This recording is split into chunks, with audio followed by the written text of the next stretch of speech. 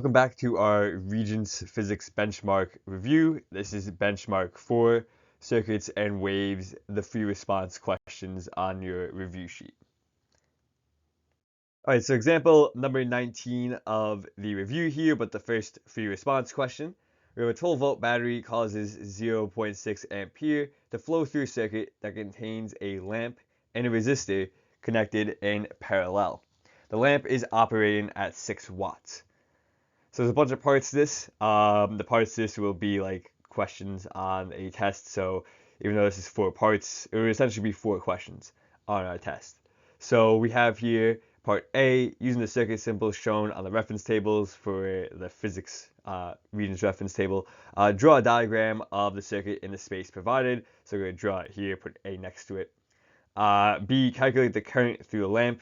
As you can see, versus the paper that you have, I switched part B and D on this question because it makes it a little bit easier. It makes more sense, actually, if you started with that part there first. C, determine the current in the resistor. And then D, calculate the resistance of the resistor. So I'm going to break this up into 2 slides. I'm going to try and do parts A through most likely C on this slide. Then I'll go over to the other slide and do part D, and I'll have that shown in the chapters of the video. It will say number 19, parts A, B, and C, or whatever I get to on this part as one chapter, and then the other chapter will be the rest of the question. All right, so the first thing here, without even worrying about any math, is part A. We have to draw the circuit. So it says here that I have a 12-volt battery, and I have a lamp and a resistor connected in parallel. So if I'm looking at my circuit diagrams, circuit symbols, those are on the reference table in the electricity portion, bottom left-hand corner. The first thing I'm given here in the question is a battery. So part A, drawing out my battery here, I have a little line here, a shorter line, a longer line, another shorter line, and then a longer line and the wire that is connected to it. It says that I have a lamp and a resistor and they are connected in parallel. That means they are parallel to the battery, they are parallel to each other. So I'm going to make a branch off on the circuit here and draw my lamp. So the lamp is just a circle with like squiggly lines in the middle, essentially. Then you have the wire that goes from there. You go off and have another branch, and then a resistor. We know what a resistor looks like. It is kind of like zigzag lines back and forth. You have this zigzag lines, and then you connect the entire circuit. It doesn't say anything about an ammeter or a voltmeter, so you don't need that, or it doesn't say anything about a switch as well. So that's going to be your circuit diagram, nothing much more than that. It doesn't say, it also does not say to label the diagram, so you don't have to do that. You can if you want to, but just be careful because if we make a mistake in the labels, then it could be counted as wrong. I would highly doubt that they would take points away from that as long as you have, whoever's grading it would take points away from that, but just don't go too far, essentially. Draw what they are telling you to draw. All right, part B now, calculate the current through lamp. So now we're going to start filling out our VERP chart here on the left side and figure out what we have and what we can do with that. So we have here a 12-volt battery. So look there, that means that is my source of potential difference. So that can go in the total voltage part of the VERP chart, which is with REQ. So this is at the bottom. So that's 12 volts. Along with that, then I'm going to look at my rules for parallel circuits. And I can see there that my total voltage is equal to the voltage also at my first resistor, my second resistor, and so on. So I can also put 12 volts for R1 and R2. All right, so that goes all throughout my VERP chart there. The other thing that I have here is that I have 0.6 ampere to flow through a circuit. That means that the battery is causing that. That's the total current in the circuit there. So I can put that again with REQ. So that's 0.6 amperes. Let me look a little bit nicer. 0.6 amperes.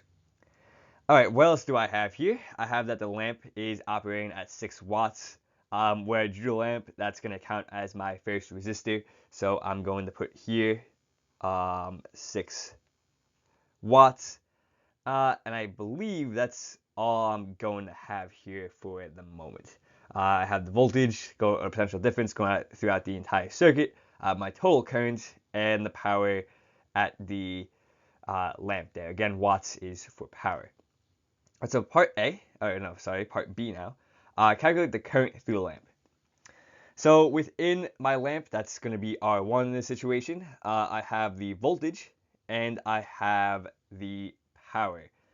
So I should have enough here actually to find my current because there is a power equation that includes the potential difference and current. So if I look at my reference table, I see that power equals a plethora of things.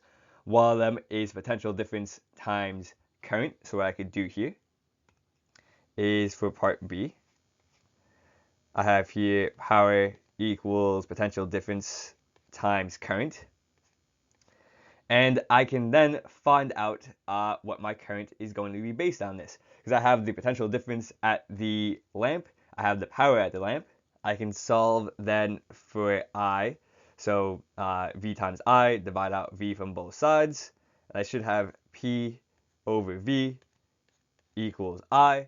So if I plug this all into my equation here, my power is going to be 6 watts. My voltage or potential difference is going to be 12 volts. That is then equal to my current. So my current at the lamp, or the current flowing through the lamp, or resistor 1 in this situation, is just 6 over 12, which is going to be 0.5. So we're going to plug this back in then to my verb chart here. So 0.5 amperes.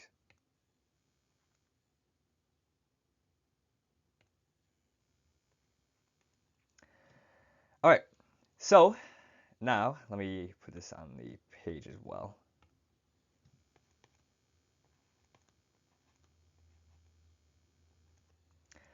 All right, so I have part B.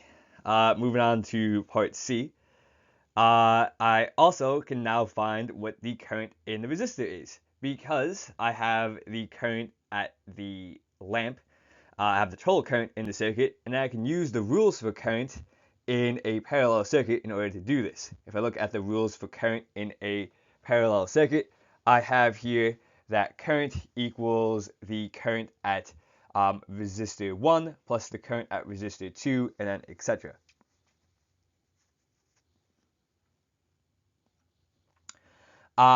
So now I can use the total current in the circuit, use that equation, and get what my current at R2 is going to be. So my total current here, so let's just use the equation. So total current I is equal to, in this situation, just I1 plus I2. I have here the total current, which is 0.6 amperes, is equal to I1, oh my bad, I1 is going to be at 0.5.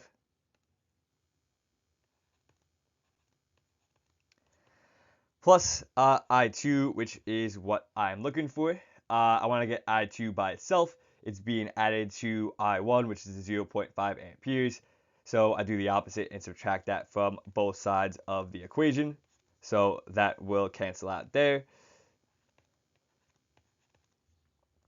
I'll have 0.6 minus 0.5 amperes, and that means that I'll have 0.1 amperes at I2, or the current in the resistor in the situation. So now I can go ahead and plug this back into my verb chart, and I should now have all the current throughout the circuit.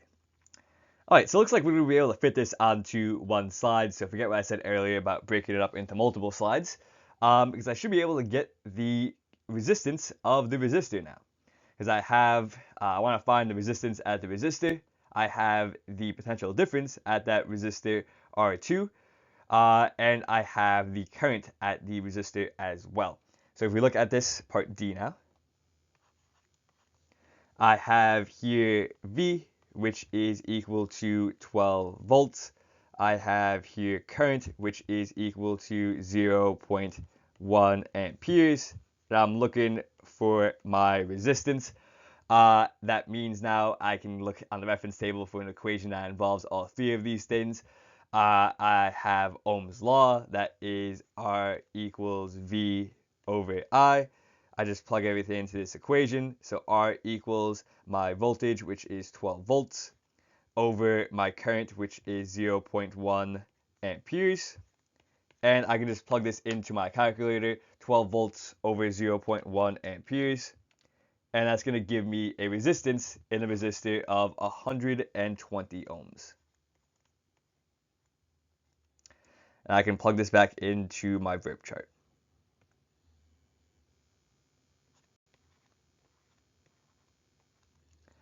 All right, so let's move into our next example. So example number 20 on your review sheet here, a ray of light which has a frequency f of 5.09 times 10 to the 14th hertz is incident on the boundary between air and unknown material x at an angle of incidence of 55 degrees as shown. The absolute index of refraction of material x is 1.66. So part A, determine the speed of the ray in material X. Part B, calculate the angle of refraction of the ray of light in material X. And part C, you're going to just draw that ray with a protractor. I don't have a protractor on me, so I'll just try my best with that, but that's a skill you need to know for the exam, or for even the Regents coming up in June. So doing part A first. Also with this will be a 2-slide question. I want to make sure it's as neat as possible between part A and part B, because the numbers get a little bit long. So part A we'll do on this slide, part B I'll do on the next slide, and I'll have that broken up in the chapters, unlike with number 19 where it actually was able to fit on one slide. Alright, so part A, determine the speed of this ray in material X. Alright, so what do I have here to find the speed of the light ray in material X? I do have here that the material X has an index of refraction of 1.66. If I don't know what index of refraction is variable-wise on the reference table, I can look at the waves portion of the reference table, because this is dealing with light that is going to be waves. I know that then if I look on the right side, that index of refraction is N. So I have here that N for the material X is 1.66. What else would I have in this material? I have the frequency of the ray of light, though that's not really going to help us here, because the only equations that are going to help us with frequency would either be the wave speed equation, and I don't have the wavelength, so that's not really going to help us, or the period equation, which is not going to help us at all in this situation. So the frequency is not going to be important. There's also something that has to be known about frequency going from one medium to another. It doesn't change, so that's just there basically to be like the index, has to do with the ray of light. For like on the reference table, it tells you that's 5.09 times 10 to the 14th hertz. If you had the wavelength of the light in that material, you could figure out the speed in the material, but otherwise it's pretty much useless in these questions. So what else could I do? There is a equation on here that has to do with index of refraction and speed. It is the fourth one on waves, and it says that N equals C over V. I can use that equation. That is showing that the index of refraction is a ratio of the speed of light in a vacuum over the speed of light in that material. So the speed of light in a vacuum, C, in that equation, that is on the front page of the reference table on the list of physical constants.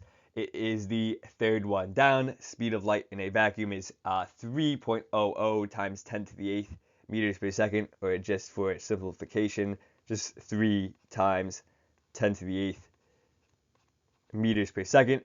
And I'm trying to find the velocity in this material, so that's going to be my question mark. So the equation that involves all of these again is going to be that N equals C over V. What I'm going to do here is solve for V first and then plug in the numbers, so it makes the algebra a little bit easier, especially working with a scientific notation with the speed of light. So in order to get V by itself, my first step here is being divided by the speed of light in a vacuum. So the opposite of division is multiplication on both sides of the equation. So we'll cross that over there. I should have here that N times V equals C. And I want to get V by itself. My last step here is being multiplied by the index of refraction. So we divide that out from both sides. And I end up with the speed of light in this new material is the speed of light in a vacuum over the index of refraction of that material. All right, so now we're just going to plug everything in. So velocity is what we are looking for. The speed of light in a vacuum is 3 times 10 to the 8th meters per second over the index of refraction, which is 1.66. So I'm just going to plug this into your calculator, and you should end up there with your answer. So 3 times 10 to the 8th. That is going to be divided by 1.66, and you should end up with an answer of, let's see here, so 1, 8, so 1, 2, 3, 4, 5, 6, 7, 8, 9. So you have 1.8 times 10 to the 8th is going to be your answer here, and that is in meters per second. So velocity here should be 1.8 times 10 to the 8th meters per second. So again, scientific notation, I had there 9 numerals before the decimal. What I do with that is then subtract 1 there for the exponent in scientific notation. So it should be 1.8 times 10 to the 8th meters per second. So let's move into part B here. So this is part A, my bad. Let's move into part B here. All right, so moving into part B here, we're going to calculate the angle of refraction of the ray of light in material X. All right, so angle of refraction. There's really one equation that comes to mind with this without even writing anything out, and that is going to be Snell's law. If you don't know what Snell's law is, it is on the waves portion of the reference table. It is the equation with n1 sine theta 1 equals n2 sine theta 2. But how do I get to that point? What I'm given here is the light ray is incident between air and unknown material X. It gives me that we have an angle of incidence of 55 degrees. The absolute index of refraction in material X is 1.66. So we're dealing with absolute index of refraction, we're dealing with angle of incidence, so I can kind of piece together what I'm looking for here. The first thing I see is that I am in air. If I'm using index of refraction for that, that is my first medium, so we're going to call that N1. And if I look on the reference table, the second page there with the electromagnetic spectrum on top, at the bottom I have a table of the absolute indices of refraction. At the very top of that table, we have that air is equal to 1.00. With this as well, I have an angle of incidence with air, so that's going to be my first angle that I see here, so that's theta 1. And that is going to be 55 degrees.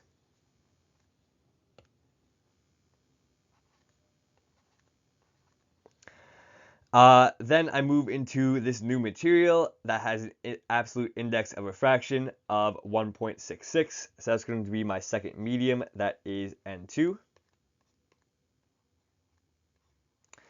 And then I'm trying to find the angle of refraction of the ray of light in material X, that is theta 2. Alright, so that's how we get to Snell's law. That's the only equation in the reference table that involves two different indices of refraction and then two different angles. So again, this equation is N1 sine theta 1 equals N2 sine theta 2. Alright, so what I'm going to do here first is just solve for theta 2 algebraically. You could do this by plugging in the numbers first as well, but I'm going to make my life a little bit easier so it doesn't get too sloppy with the kind of like, what would be called? Rounding off incorrectly, so we get as close to the number that we're supposed to have as well. If we solve for theta 2 algebraically first, we should kind of limit our rounding errors as much as possible.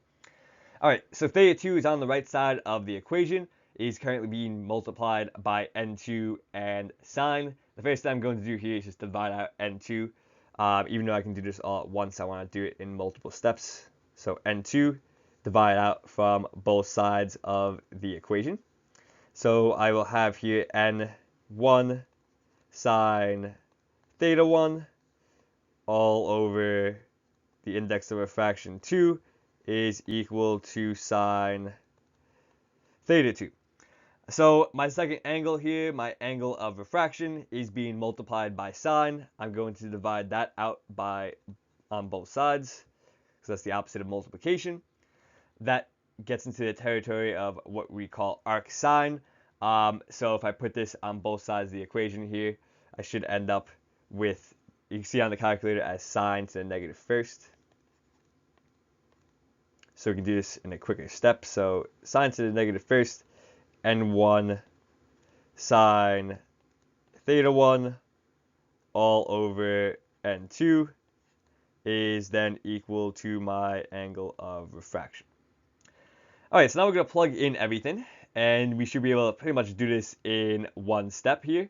So we have here sine to the negative first is equal to N1 is going to be the 1.00.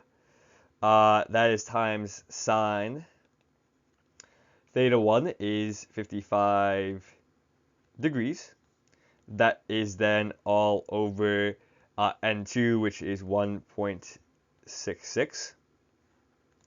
That is then equal to my angle of refraction. If I plug this all into my calculator, I can actually do this if I do it in parentheses properly. So we have here sine of 55 times 1 is the sine of 55 would be 0.819, etc. I'm going to divide this by 1.66 and then put it into arc sine. And I should end up with my angle here. Theta 2 is going to be equal to 29.6 degrees. And so again, I just did this all in essentially one step after doing the algebra. You can actually plug this into your calculator straight away. It's already in parentheses, as well as you do sine of 55. Do that divided by, because it's times 1. If you divide that by 1.66, close off the parentheses, you will get the proper answer, as long as you do sine to the negative first. So sine of 55 again.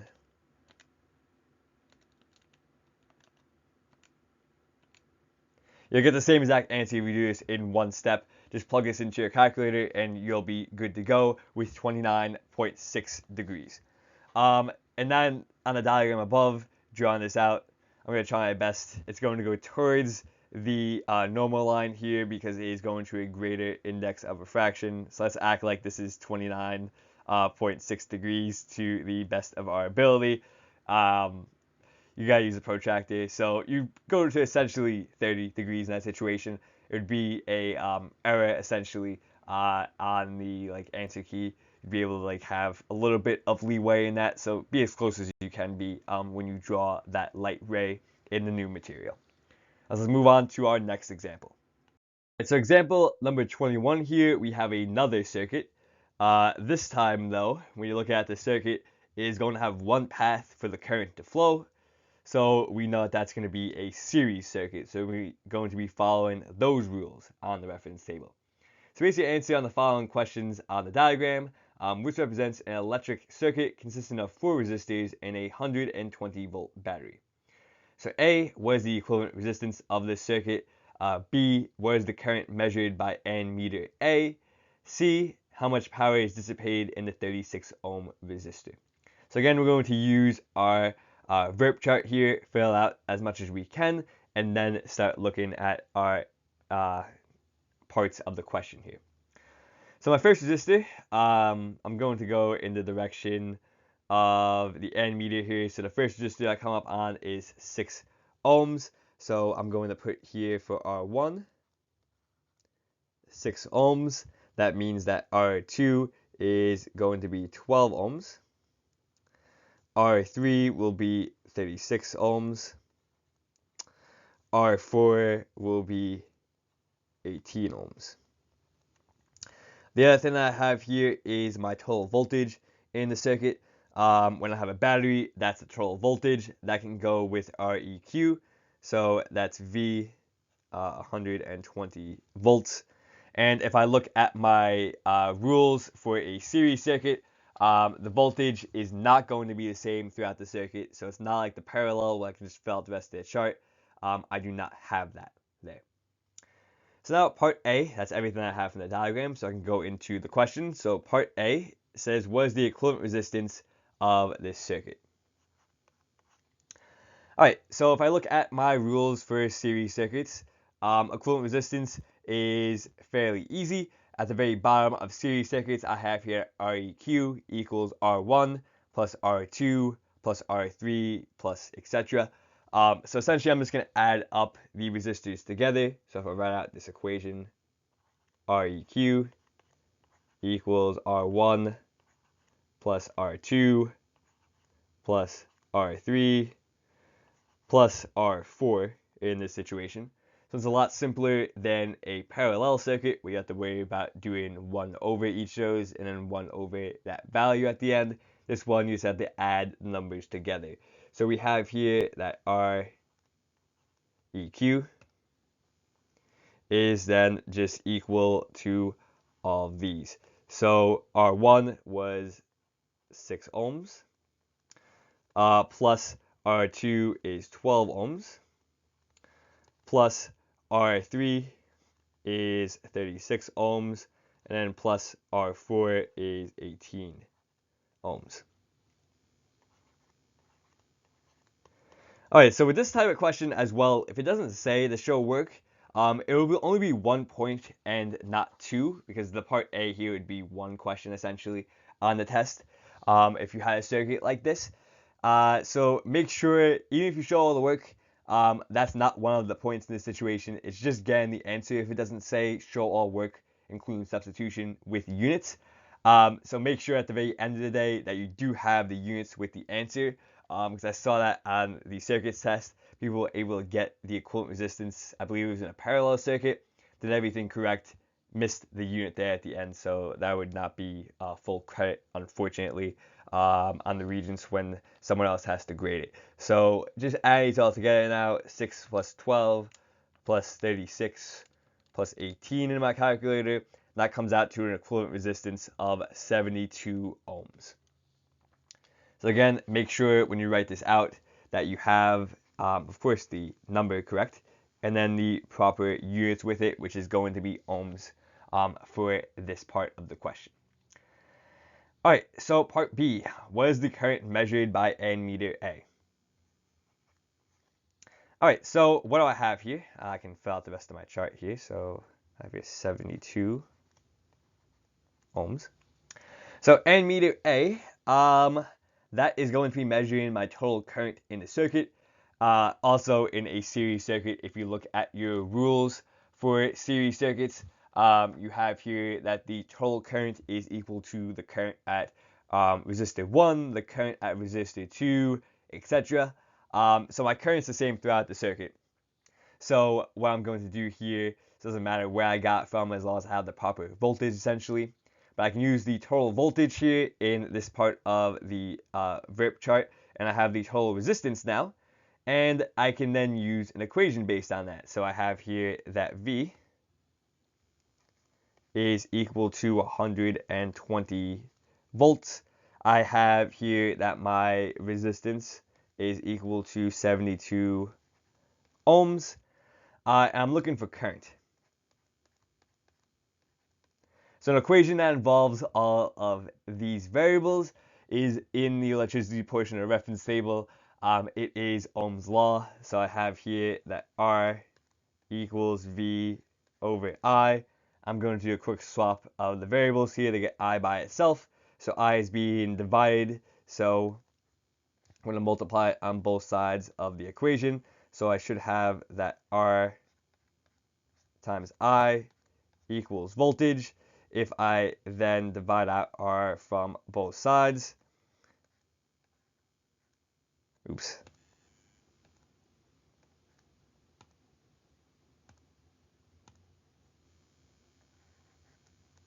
If I then divide out R from both sides, I should have here that the current is equal to V over R. So now if I plug everything into this version of the equation for Ohm's law, I will get what my current is going to be. I have here current is equal to the voltage, which is 120 volts. That is over my resistance of 72 ohms. I'm going to plug this into my calculator, and I should end up with the total current in the circuit. So 120 divided by 72, and that's going to give me 1.67 amperes essentially.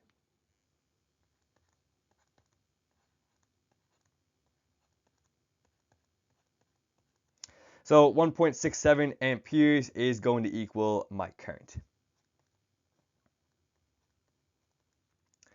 All right, so my last part here is part C, how much power is dissipated by the 36 ohm resistor. So I'll throw this here towards the middle of the page. So what do I have here at 36 ohms? I don't have much. I do actually have my current, because my current is going to be the same throughout the entire circuit. So I can plug this into each part of the table here. So 1.67 amperes.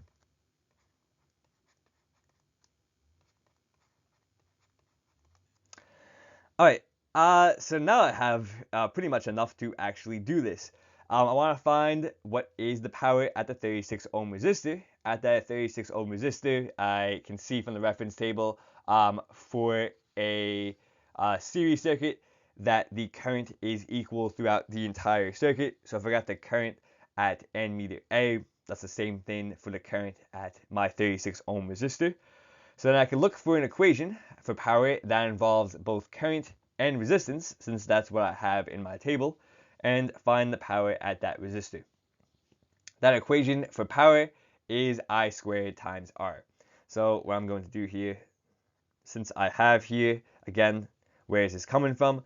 I have I is equal to 1.67 amperes.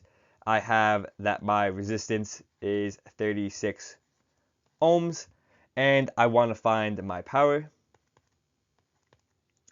There's an equation that involves all of this on the reference table. P equals I squared times R. You have all those different power equations. This is the one I'm going to use here. So then if I plug in my numbers to this, P equals 1.67 amperes squared times my resistance 36 ohms. I'm just going to plug this into my calculator here. So I'll do it in two steps. So 1.67 amperes raised to the second power is going to be 2.79 amperes squared times my resistance, 36 ohms. So then doing this, 2.79 times 36, you're going to have 100.44 watts.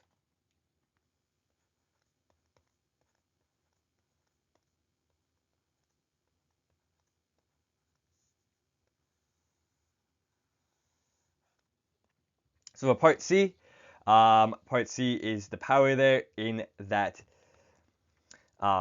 resistor. That is going to be 100.44 watts here. So we're going to plug this into the table here for the 36 ohm resistor. This comes up 100. All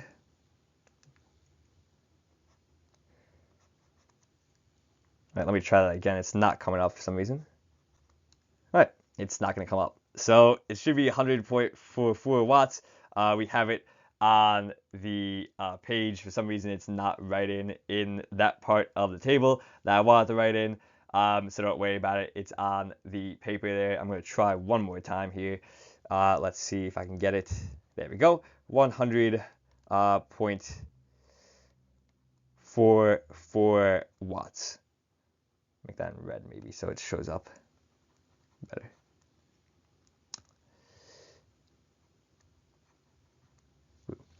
All right, so we have 100.44 watts. It's not going to show up too well, so let me just erase that, and the units are down there for that.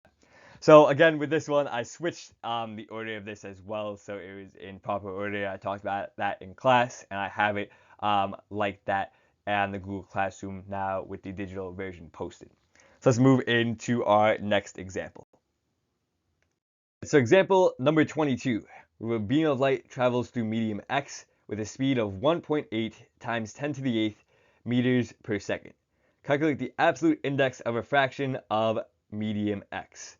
All right, so what am I given in this question, and what am I trying to find here? So the first thing that I have here is that this beam of light travels through medium X with a speed of 1.8 times 10 to the 8th meters per second. Light is a wave. I can see on that portion of the reference table, if I flip to that, that speed is v. So I have here that v is then equal to 1.8 times 10 to the 8th meters per second. What I'm also then being asked to find is the absolute index of refraction. So that is going to be n, and that is my question mark. So what's an equation that involves these two variables, and then what else might I actually need from this as well? The equation that involves these two variables jumps out to me is going to be n equals c over v. Again, the index of refraction is the ratio of the speed of light over the speed of light in a vacuum over the speed of light in this new medium. So I'm going to write out here as well is that c is equal to, if you forgot that again, or you don't really have to memorize it at all, it's on the front page of the reference table. The third one down, you have the speed of light in a vacuum, that is c. That is 3.00 times 10 to the 8th, or just 3 times 10 to the 8th meters per second. All right, so all I have to do now is use the equation and just get our answer. We don't have to move any variables around because we're just looking for the index of refraction. And again, this equation is n equals c over v. The index of refraction is this ratio of the speed of light in a vacuum over the speed of light in this new material. So just plugging everything in, n is equal to the speed of light in a vacuum, which is 3 times 10 to the 8th meters per second over 1.8 times 10 to the 8th meters per second. All right, so plug this into your calculator here. So we have 3 times 10 to the 8th over 1.8 times 10 to the 8th as well. Divide these two numbers, and you should end up with an index of refraction of 1.67.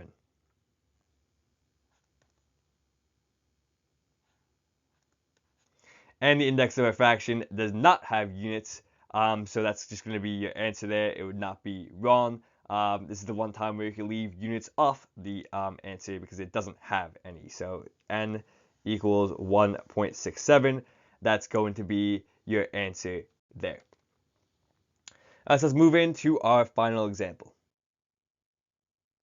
All right, so example number 23.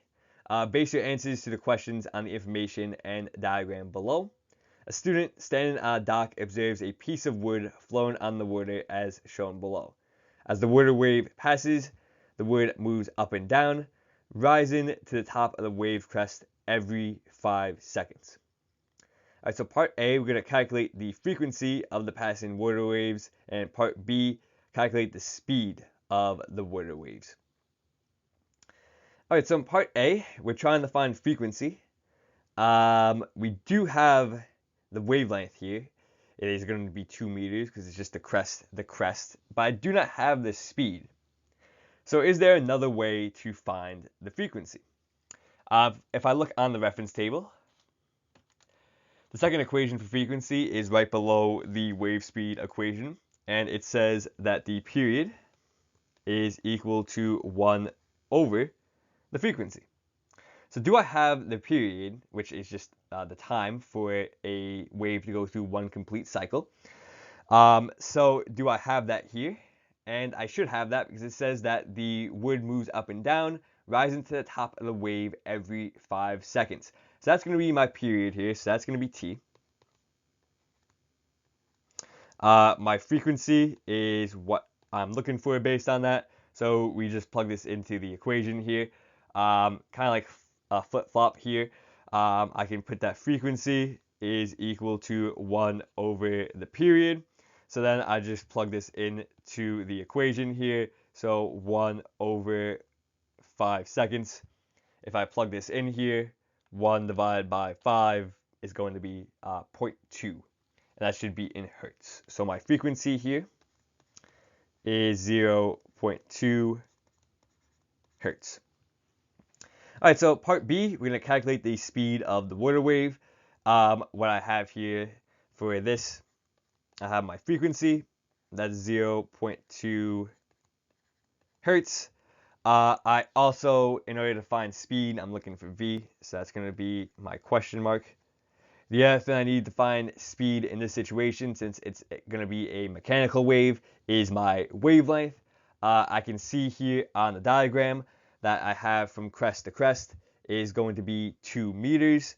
So that's how I can measure my wavelength. So wavelength lambda is going to be 2 meters. So now if you look on the reference table for the equation involving wave speed, it is V equals F lambda.